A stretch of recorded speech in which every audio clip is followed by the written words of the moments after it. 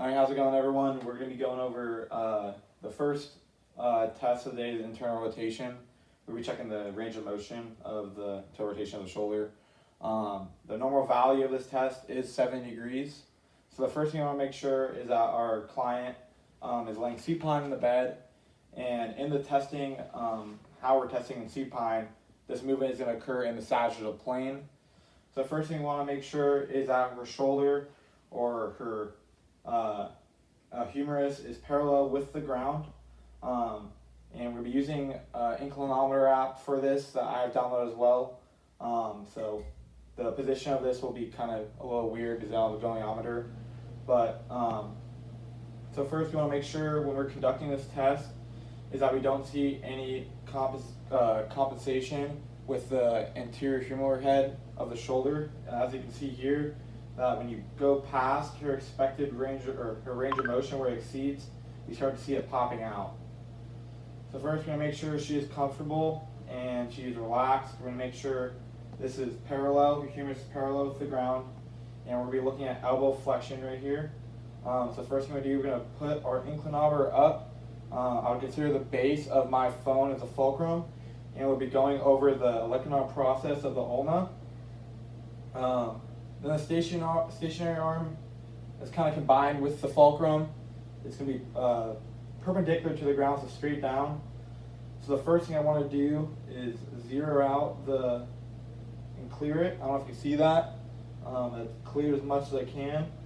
And I'm going to have her extend down as far as she can, maintaining that 90 degrees. And then that's about right there before I see that compensation happen.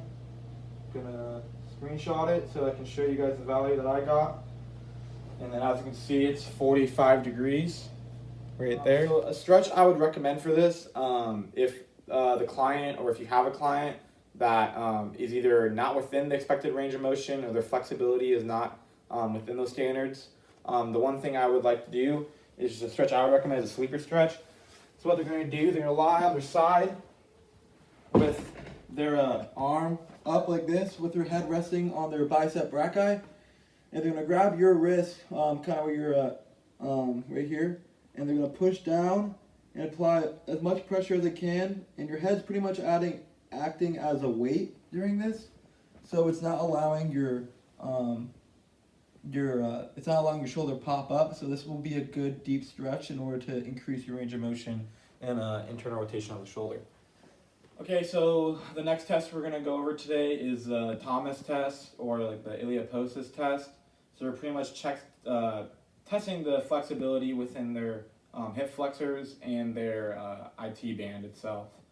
So at the beginning of the test, I'm going to have my subject lying in a supine position, pretty much almost in the anatomical position if he was standing up.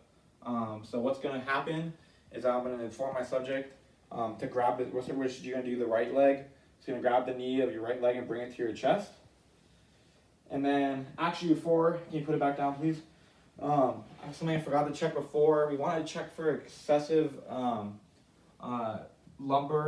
an excessive lumbar arch. So I'm going to stick my hand underneath and make sure there's not a lot of arching carrying on, and he does not have a lot.